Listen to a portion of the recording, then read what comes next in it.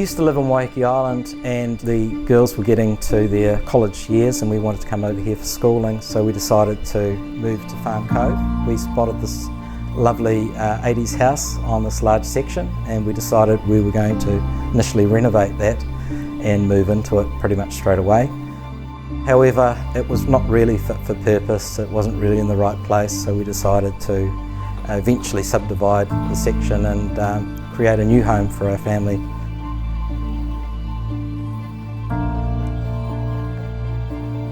My role in the project was that of the designer and the builder, as we run a design and build company. However, being our own family home, it was very personal, so we all got involved in the decision making.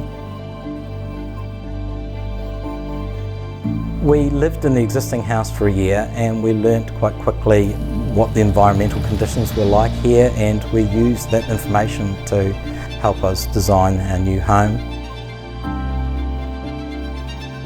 And we focused around that indoor-outdoor flow and creating private areas on sheltered sides of each side of the kitchen area, the hub and the living area, to enjoy that environment.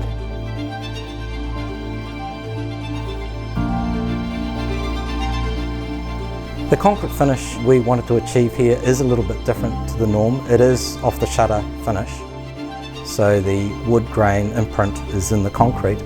We've used different size boards, but we've also chamfered the corner of the boards to create a little arrow effect, which really emphasises the horizontal line, and that's juxtaposed with the vertical lines of the aluminium.